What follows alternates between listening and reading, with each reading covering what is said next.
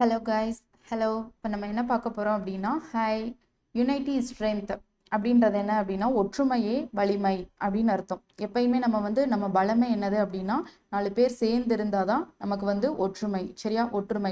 ஒற்றுமை தான் நம்மளோட வலிமையும் கூட. ஸோ எப்பயுமே யுனைட்டியாக தான் இருக்கணும். எந்த இதுலேயுமே ஸ்ப்ளிட் ஆகி இருந்தால், இப்போ ஒரு சாம்பிளுக்கு ஒரு 4 மாடு இருக்குது, ஒரு சிங்கம் இருக்குது அப்படின்னு வச்சுக்கோங்க. 4 மாடு இருந்தால் அந்த சிங்கம் நம்மளை ஒன்றும் செய்ய முடியாது அப்படின்னு சொல்லிட்டு 4 மாடு ஒன்றா இருந்துச்சுன்னா தைரியமாக இருக்கும். அதுவே ஒரு மாடு மட்டும் தனியாக மாட்டுச்சுன்னா தான் ரொம்ப பயப்படும். இதுதான் எக்ஸாம்பிள். சரியா? இதுதான் யுனைட்டி இஸ் ஸ்ட்ரென்த். ஸோ நம்ம எப்பயுமே ஒற்றுமையாக இருக்கணும். ஓகே, இப்போ நம்ம பார்க்க போகிறது என்னது அப்படின்னா, பாலிட்டி கிளாஸ். டிஎன்பிஎஸ்சி 2023க்கான பாலிட்டி கிளாஸ் தான் நம்ம இப்போ பார்க்க போகிறோம். பாலிட்டினா என்னது? பாலிட்டி அப்படின்னா என்னது? இந்திய அரசியலமைப்பு. சரியா? அரசியலமைப்பு. அதில் இன்னைக்கு ஃபர்ஸ்ட் கிளாஸ் பார்க்க போகிறோம். என்னென்ன பார்ப்போம்னு சொல்லிட்டு பார்க்கலாம். இதில் என்ன கொடுத்துருக்காங்க? First parliament. பாலிட்டினாலே நம்மளுக்கு ரொம்ப தேவையானது என்னது அப்படின்னா, நம்ம பார்லிமெண்ட்டை பற்றி தான் தெரிஞ்சுக்கணும். அதாவது நாடாளுமன்றம். சரியா? அந்த நாடாளுமன்றத்தில் என்னென்ன இருக்கும்? லோக்சபா இருக்கும், ராஜ்யசபா இருக்கும், முக்கியமாக பிரசிடென்ட் இருப்பாங்க. பிரசிடென்ட் தான் ஹெட் ஆஃப் தி ஸ்டேட்னே சொல்லுவாங்க. பிரசிடென்ட் இல்லாமல் நம்ம நாட்டில் எந்த ஒரு வேலையுமே நடக்காது. எல்லாத்துக்கும் பிரசிடென்ட் தான் சைன் பண்ணணும். இப்போ எந்த ஆர்டிக்கலோ அமெண்ட்மெண்ட்டோ எது பாஸ் ஆனாலுமே பிரசிடென்ட் தான் சைன் பண்ணணும். ஓகேவா? லோக்சபானா என்னது? நம்ம இப்போ எம்பிஸ்லாம் எலெக்ட் பண்ணி அனுப்புகிறோம்ல, அவங்க அந்த எம்பிஸ்லாம் அந்த லோக்சபால தான் இருப்பாங்க. ஓகே, அந்த லோக்சபா எங்கே இருக்குது அப்படின்னா பார்லிமெண்ட்ல தான் இருக்குது. நெக்ஸ்ட் ராஜ்யசபா. ராஜ்யசபானா என்னது? ராஜ்யசபாவில் இன்டைரக்ட்லி எலெக்டட் தான் நடக்கும். அதாவது நம்ம ஏற்கனவே அப்பாயிண்ட் பண்ணி வச்சிருக்க எம்எல்ஏவோ எம்பியோ உள்ள இருக்கவங்களவே செலக்ட் பண்ணிக்கிறது தான், அதுதான் இன்டைரக்ட்லி எலெக்டட். அப்போ லோக்சபான்றது டைரக்ட்லி எலெக்டட், ராஜ்யசபா அப்படின்றது இன்டைரக்ட்லி எலெக்டட் அப்படின்னு சொல்லுவாங்க. ஓகே, பிரசிடென்ட் கூட என்னது? இன்டைரக்ட்லி எலெக்டட் தான். நம்ம டைரக்டா பிரசிடென்ட்டை செலக்ட் பண்ண முடியாது. உள்ள இன்டைரக்டா எலெக்ஷன் நடத்தி தான் அந்த எம்பிஸ் எம்எல்ஏஸ்லாம் சேர்ந்து தான் பிரசிடென்ட்டை செலக்ட் பண்ணுவாங்க. ஓகேவா? இப்போ நம்ம லோக்சபா அதை பற்றி பார்ப்போம். லோக்சபா அப்படின்னா இதை லோயர் ஹவுஸ் அப்படின்னு சொல்லுவாங்க. அதுவே ராஜ்யசபாவை அப்பர் ஹவுஸ் அப்படின்னு சொல்லுவாங்க. லோக்சபாவுக்கு இன்னொரு பேர் இருக்கு, ஹவுஸ் ஆஃப் தி பீப்புள். அப்படின்னா என்னது? மக்களால் தேர்ந்தெடுக்கப்பட்டு போறாங்கல்ல. இப்போ லோக்சபா எலெக்ஷன் நடக்குது அப்படின்னு சொல்லிட்டு நம்ம டைரக்டா எலெக்ட் பண்ணி அனுப்புறோம்ல, அதனால தான் ஹவுஸ் ஆஃப் தி பீப்புள். அங்கே இருக்கவங்க எல்லாம் என்ன சொல்லுவாங்க அப்படின்னா லோக்சபா பீப்புள் அப்படின்னு சொல்லுவாங்க. எம்பிஸ் தான் மோஸ்ட்லி லோக்சபால இருப்பாங்க. அது எத்தனை சீட்ஸ் இருக்குன்னு பாருங்க. டோட்டலி 545 சீட்ஸ் இருக்கு. இப்போ நம்ம தமிழ்நாட்டில் எத்தனை சீட்ஸ் இருக்கு, அந்த மாதிரி எல்லா மொத்த ஹோல் இந்தியாவிலையும் சேர்த்து அந்த லோக்சபால இருக்க பர்சனுக்கு 545 சீட்ஸ் இருக்கு. அந்த லோக்சபாவோட ஹெட் யாரு? லோக்சபாவோட ஹெட் ஸ்பீக்கர் அப்படின்னு தான் சொல்லுவாங்க. ஓகேவா? இப்போ ஸ்பீக்கர் யாரு? ஓம் பிர்லா தான் இருக்காரு. Prime minister is the head of the elected people. நம்ம எலெக்ட் பண்ணி அனுப்புகிற எம்பிஸ்லாம் அதில் அவரோட ஹெட்டு, அந்த எம்பிக்கெலாம் ஒரு ஹெட்டை தேர்ந்தெடுப்பாங்க. அது யார் அப்படின்னா அந்த பிரைம் மினிஸ்டர் தான். ஓகே, பிரைம் மினிஸ்டரை யார் அப்பாயிண்ட் பண்ணுவாங்க அப்படின்னா பிரசிடென்ட் தான் அப்பாயின்மெண்ட் பண்ணுவார். இதுதான் லோக்சபாவோட டீட்டெயில்ஸ். ஃபர்ஸ்ட் பார்லிமெண்ட்ல என்னென்ன இருக்குன்னு பார்த்தோம். லோக்சபா இருக்கு, ராஜ்யசபா இருக்கு, பிரசிடென்ட் இருக்கு. லோக்சபாவுக்கு இன்னொரு பேர் என்னன்னு பார்த்தோம், லோயர் ஹவுஸ்ன்னு சொல்லுவாங்க, இல்லைன்னா ஹவுஸ் ஆஃப் தி பீப்புள் அப்படின்னு சொல்லுவாங்க. சீட்ஸ் எத்தனை இருக்குன்னு பார்த்துருக்கோம். லோக்சபாவோட ஹெட் யாருன்னு பார்த்துருக்கோம். லோக்சபாவில் அந்த எலெக்டட் பீப்புள், அந்த எம்பிஸுக்கெலாம் ஹெட் என்னவா இருப்பாங்க? பிரைம் மினிஸ்டராக தான் இருப்பாங்க. அந்த பிரைம் மினிஸ்டரே அப்பாயிண்ட் பண்ணவர் யாரு அப்படின்னா பிரசிடென்ட் தான் அப்பாயின்மெண்ட் பண்ணுவாங்க. சரியா? நெக்ஸ்ட் பார்ப்போம். நெக்ஸ்ட் என்னது அப்படின்னா ராஜ்யசபா. ஓகேவா? இப்போ லோக்சபா முடிச்சாச்சு. லோக்சபா முடிச்சிட்டோமா? லோக்சபா முடிச்சாச்சு. நெக்ஸ்ட் ராஜ்யசபா பார்ப்போம். லோக்சபாவை லோயர் ஹவுஸ்ன்னு சொல்லுவாங்க. அதே ராஜ்யசபாவை என்ன சொல்லுவாங்க அப்படின்னா அப்பர் ஹவுஸ் அப்படின்னு சொல்லுவாங்க. சரியா? அப்பர் ஹவுஸ் அப்படின்னு சொல்லுவாங்க. Is known as the house of the state. இதை ஏன் ஹவுஸ் ஆஃப் தி ஸ்டேட் அப்படின்றாங்கன்னா, ஒவ்வொரு ஸ்டேட், இப்போ நம்ம ஸ்டேட்ல நம்ம எலெக்ட் பண்ணி அனுப்பியிருப்போம்ல எம்எல்ஏஸ், அவங்கெல்லாம் ஓட் பண்ணி எடுக்கிறவங்க தான் இந்த ராஜ்யசபால மெம்பர் ஆகுவாங்க. ஸோ நம்ம என்ன சொல்றோம் அப்படின்னா ஹவுஸ் ஆஃப் தி ஸ்டேட். ஸ்டேட்ல இருக்கவங்க சூஸ் பண்ணி அப்பாயிண்ட் பண்றதை தான், ஹவுஸ்ல இருக்கவங்க சூஸ் பண்ணி செலக்ட் பண்றவங்க தான் இந்த ராஜ்யசபா மெம்பர். ஸோ இது இன்டைரக்ட்லி எலெக்டட். பீப்புள் டைரக்டா எலெக்ட் பண்ணி அனுப்புனா அது டைரக்ட் டைரக்ட்லி எலெக்டட், பீப்புள் வந்து இன்டைரக்டா எலெக்ட் பண்ணா, அதாவது நம்ம ஒருத்தவங்களை எலெக்ட் பண்ணியிருப்போம், அவங்க இன்னொருத்தவங்களை செலக்ட் பண்ணா அது வந்து இன்டைரக்ட்லி எலெக்டட் அப்படின்னு சொல்லுவாங்க. அதுல எத்தனை சீட்ஸ் இருக்கு? 245 சீட்ஸ் இருக்கு. ஓகேவா?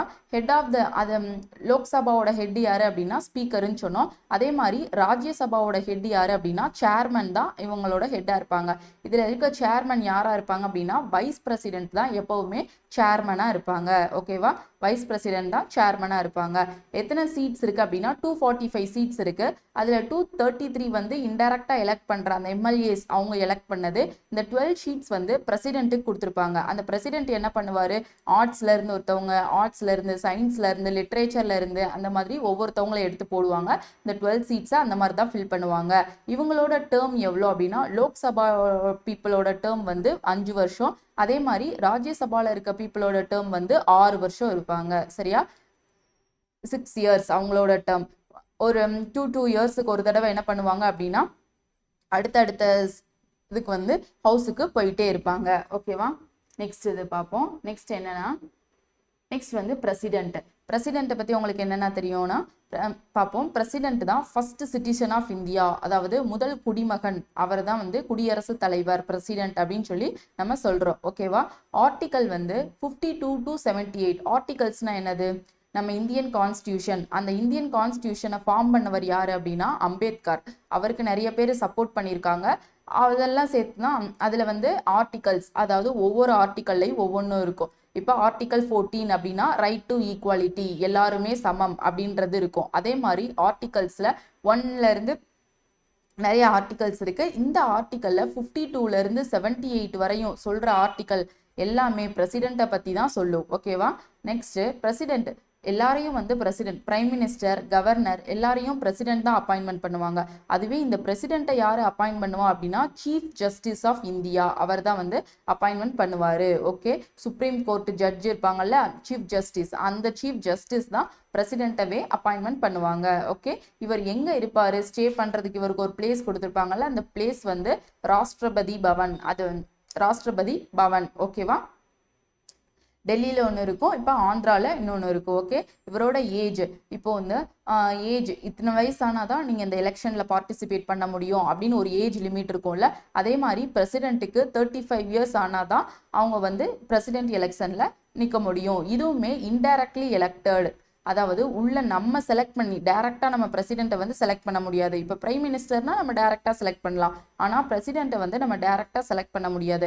நம்ம செலக்ட் பண்ணி அனுப்பியிருக்க பீப்புள்ஸ் தான் என்ன பண்ணுவாங்க, அந்த எம்எல்ஏஸ், எம்பிஸ் அவங்க தான் எலெக்ஷன் வச்சு இந்த பிரசிடென்ட்டை வந்து செலக்ட் பண்ணுவாங்க. ஓகேவா? இவரோட ஆர்டிக்கல் என்னென்னது 52ல இருந்து 78 ஃபுல்லாவே பிரசிடென்ட்டை பத்தி மட்டும்தான் சொல்லும். பிரசிடென்ட்டை யார் அப்பாயின்மெண்ட் பண்ணுவாங்க அப்படின்னா சீஃப் ஜஸ்டிஸ் ஆஃப் இந்தியா தான் அப்பாயின்மெண்ட் பண்ணுவாரு. எங்க ஸ்டே பண்றாரு அப்படின்றது. ஓகேவா? நெக்ஸ்ட் வந்து ஏஜ், இவரோட ஏஜ் எவ்வளோ அப்படின்னா 35 இயர்ஸ் ஆனாதான் பிரசிடென்ட் எலெக்ஷன்லயே நிற்க முடியும். பிரசிடென்ட் எலெக்ஷன்ல அதே மாதிரி இந்த பிரசிடென்ட்டோட பேர்ல தான் எல்லாம். இப்போ நம்ம இந்தியா அப்படின்னா நம்ம இப்போ ஒரு கம்பெனி வச்சுருக்காங்க, அந்த கம்பெனியில் எல்லா டீட்டெயில்ஸு, சேலரி போடுறது எல்லாமே என்ன பண்ணுவாங்க, அந்த ஹெட்டு பேரில் தான் நடக்கும். அதே மாதிரி நம்ம இந்தியாவில் நடக்கிற எல்லா இதுக்குமே 5 இயர்ஸ் வந்து இந்த பிரசிடென்ட் தான் பொறுப்பு. இப்போ வந்து யார், திரௌபதி முர்மு இருக்காங்க, அவங்க தான் இந்த 5 இயர்ஸ்க்கு அவங்க பேரில் தான் எல்லாமே சைன் ஆகும். ஓகே? சேலரி ஸ்லிப் முதற்கொண்டு இந்தியா நாட்டை பற்றி எங்கெங்கே அந்த பாண்ட் இருக்கோ எல்லாத்துலேயுமே அவங்க தான் சைன் பண்ணுவாங்க. ஓகேவா? நெக்ஸ்ட் பார்ப்போம். நெக்ஸ்ட் வந்து நான் சொன்னேன்னா ஆர்டிக்கல், எந்த ஆர்டிக்கல் 52ல இருந்து 78 வரையும் ஃபுல்லாகவே பிரசிடென்ட்டை பற்றி தான் இருக்கும்னு சொன்னேன். அதில் சில ஆர்டிகல்ஸ்லாம் நம்ம முக்கியமான ஆர்டிகல்ஸ் எடுத்துகிட்டு வந்திருக்கேன். அந்த ஆர்டிகல்ஸ்லாம் என்னென்னதுன்னு சொல்லிட்டு நம்ம பார்ப்போம். ஓகேவா? First article 72. ஆர்டிக்கல் 72 என்னன்னா பர்டனிங் பவர். பர்டனிங் பவர் அப்படின்னா மன்னிப்பு கொடுக்கறது. இப்போ வந்து ரமணா படம் பார்த்துருந்தீங்கன்னா தெரியும். அதில் வந்து லாஸ்ட்டாக வந்து அந்த பர்டனிங் பவர் உங்களுக்கு வாங்கி தரவா சீஃப் மினிஸ்டர் கிட்ட இருந்து இல்லாட்டி பிரசிடென்ட் கிட்ட இருந்து அப்படின்னு சொல்லி கேட்பாங்க. மன்னிப்பு, அந்த ஒரு சில விஷயங்கள் காரணம் காட்டி வந்து பிரசிடென்ட்டுக்கு இந்த பவர் இருக்கு, மன்னிச்சு இவங்களுக்கு வந்து இந்த தண்டனையை வந்து இந்த தண்டனையா குறைக்கலாம் அப்படின்ற பவரும் இருக்கு, இந்த தண்டனையே கொடுக்க வேணாம் அப்படின்றதும் இருக்கு. ஓகேவா? இப்போ அவங்க ஒரு லேடியா இருந்து அவங்க வந்து ப்ரெக்னெண்ட்டாக இருந்தாங்க அப்படின்னா இவங்க ப்ரெக்னெண்ட்டாக இருக்க காரணத்தினால இவங்களுக்கு பனிஷ்மெண்ட் வந்து இதிலிருந்து தூக்கு தண்டனையிலேருந்து ஆயுள் தண்டனையாக குறையுது அப்படின்னு சொல்லி பனிஷ்மெண்ட்டை வந்து சேஞ்ச் பண்ணுற அந்த பார்டனிங் பவர் வந்து பிரசிடென்ட்டு இருக்கு. ஓகேவா. நெக்ஸ்ட் ஆர்டிகல் 77 என்ன, இது வந்து ஆர்டிகல் 72 தான் பார்டனிங் பவர். நெக்ஸ்ட் ஆர்டிகல் 77 என்ன சொல்லுது அப்படின்னா all action can be done in his name. நான் முன்னாடியே சொன்னது தான். என்னது, எல்லாமே நம்ம ஸ்டேட்டில் நடக்கிற நம்ம கண்ட்ரியில் நடக்கிற எல்லா இதுக்குமேவும் இவரோட பேரில் தான், பிரசிடென்ட்டோட பேரில் தான் எல்லா ஃபங்க்ஷனு எல்லாமே நடக்கும். ஓகேவா. இவங்களோட டேர்ம் எவ்வளோ அப்படின்னா 5 வருஷம் தான் பிரசிடென்ட்டோட டேர்ம். அதுவே ராஜ்யசபா மெம்பர்ஸோடது 6 இயர்ஸ், லோக்சபாவோட மெம்பர்ஸோடது 5 இயர்ஸ். ஓகேவா. ஆர்டிகல் 61 என்னதுன்னா இம்பீச்மெண்ட் அப்படின்னா இப்போ வந்து இவர் வந்து ரிஜெக்ட் பண்ணுறதுக்கு வந்து இம்பீச்மெண்ட், அதாவது சிம்பிள் மெஜாரிட்டி, ஸ்பெஷல் மெஜாரிட்டி, ரேடிஃபிகேஷன் அப்படின்னு சொல்லிட்டு இருக்கும். பாதிக்கு பாதி ஓகே சொன்னாதான் இவரை இம்பீச் பண்ண முடியும். அந்த மாதிரி அந்த பதவியிலிருந்து தூக்க முடியறதுக்கு அந்த ஆர்டிக்கல் என்னது அப்படின்னா ஆர்டிகல் 61. அதான் இம்பீச்மெண்ட் ஆர்டிக்கல். 5 ஆர்டிக்கல் படிச்சிருக்கோம். ஆர்டிகல் 72 என்னது, பர்டனிங் பவர், மன்னிக்கிறதுக்கு வந்து பனிஷ்மெண்ட்டை குறைக்கிறதுக்கு இவருக்கு ரூல் இருக்கு. ஆர்டிகல் 77 எல்லாமே இவரோட பேர்ல தான் நடக்கும். ஆர்டிகல் 56 என்னது அப்படின்னா 5 வருஷத்துக்கு இவர் பிரசிடென்ட்டா இருந்துக்கலாம். ஆர்டிகல் 61 என்னது அப்படின்னா இவரை பதவியிலிருந்து தூக்கணும் அப்படின்னா இம்பீச்மெண்ட்ன்ற ஒரு இது கண்டக்ட் பண்ணி இவரை பதவியிலிருந்து தூக்குறதுக்கு எலிஜிபிள் இருக்கு. நெக்ஸ்ட் பார்ப்போம். நெக்ஸ்ட் நம்ம பார்க்க போறவர் வந்து வைஸ் பிரசிடென்ட். ஓகேவா. வைஸ் பிரசிடென்ட் யாரு, வைஸ் பிரசிடென்ட்னா இப்போ வந்து ஒரு ஸ்கூல் அப்படின்னா பிரின்சிபல் இருப்பாங்க, வைஸ் பிரின்சிபல் இருப்பாங்க. பிரின்சிபல் லீவு அப்படின்னா அந்த ஒர்க்கெல்லாம் யார் பார்ப்பா அப்படின்னா வைஸ் பிரசிடென்ட் தான் பார்ப்பாங்க. அதுதான் செகண்ட் ஹையஸ்ட் ஆஃபீஸர். பிரசிடென்ட் இல்லை, அதுக்கு பதிலாக இருக்கவர் இந்த வைஸ் பிரசிடென்ட். அவர் செகண்ட் ஹையஸ்ட் ஆஃபீஸர்னு சொல்லுவாங்க. இவருமே சிட்டிசன் ஆஃப் இந்தியாவாக இருக்கணும், 35 வயசு ஆயிருக்கணும். இவருமே இன்டைரக்ட்லி எலெக்டட் தான். அந்த எம்எல்ஏஸ் எம்பிஸ் சிமிலரஸ் பிரசிடென்ட் மாதிரியே தான் வைஸ் பிரசிடென்ட்டுமே இன்டைரக்ட்லி எலெக்ட் தான் பண்ணுவாங்க. சரிக்கா. இவருக்கு வந்து ஆர்டிகல் 64 ராஜ்யசபா சேர்மன். நான் சொன்னேன்னா ராஜ்யசபாவோட சேர்மனா யார் இருப்பா அப்படின்னா வைஸ் பிரசிடென்ட் தான் இருக்கா. அது எந்த ஆர்டிக்கல் அப்படின்னா ஆர்டிகல் 64. அதுபடி வந்து ராஜ்யசபாவோட சேர்மன் எப்பவுமே வைஸ் பிரசிடென்ட்டா தான் இருப்பாரு. ஓகேவா. இப்போ உங்களுக்கு ஒரு ஐடியா கிடைச்சிருக்கும். நம்ம என்னென்ன பார்த்தோன்னு பார்ப்போம். பார்லிமெண்ட்னா என்னன்னு பார்த்தோம், நாடாளுமன்றம். சரியா. அந்த நாடாளுமன்றத்துல வந்து ரெண்டு இது இருக்கும், 2 ஹவுஸ் இருக்கும். என்னென்னதுன்னா லோக்சபா, ராஜ்யசபா அண்ட் பிரசிடென்ட்டும் இருப்பாரு. லோக்சபானா லோயர் ஹவுஸ்ன்னு பார்த்துருப்போம், ராஜ்யசபானா அப்பர் ஹவுஸ்ன்னு பார்த்துருப்போம். இதுல எத்தனை சீட்ஸ் இருக்கு, லோக்சபால எத்தனை சீட்ஸ் இருக்கு, ராஜ்யசபால எத்தனை சீட்ஸ் இருக்கு, டைரக்ட்லி எலெக்டடா இன்டைரக்ட்லி எலெக்டடா எல்லாம் பார்த்துருப்போம். பிரசிடென்ட்டை யாரை அப்பாயிண்ட் பண்ணுவாங்க, பிரைம் மினிஸ்டரை யாரை அப்பாயிண்ட் பண்ணுவாங்க அப்படின்னு பார்த்துருப்போம்.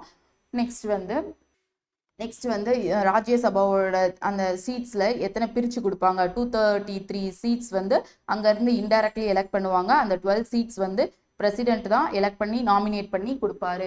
ஓகே. நெக்ஸ்ட் ஒன் வந்து ஃபுல்லாக பிரசிடென்ட் பற்றி பார்த்தோம். அவர் வந்து ஃபர்ஸ்ட் சிட்டிசன்னு சொல்லுவோம். அவருக்குள்ள ஆர்டிகல்ஸ் என்னென்னதுன்னா 52 78 வரை இருக்க எல்லா ஆர்டிகல்ஸுமே பிரசிடென்ட் சம்மந்தப்பட்ட ஆர்டிகல்ஸ் தான். அவரை யார் அப்பாயிண்ட் பண்ணுவாங்கன்னு பார்த்தோம். அவர் எங்கே இருப்பார் அப்படின்னு பார்த்தோம், ராஷ்டிரபதி பவனில் இருப்பார். அவருக்கு ஏஜ் என்னவா இருந்தால் அவர் பிரசிடென்ட்டாக இருக்கலான்றதையும் பார்த்தோம். நெக்ஸ்ட் வந்து ஆர்டிகல்ஸ் 4 ஆர்டிகல் என்னென்னது 72 77 56 61. இந்த 4 ஆர்டிகலை மறந்துடக்கூடாது. 72னா மன்னிக்கிறதுக்குன்னு சொல்லுவாங்க. சரியா.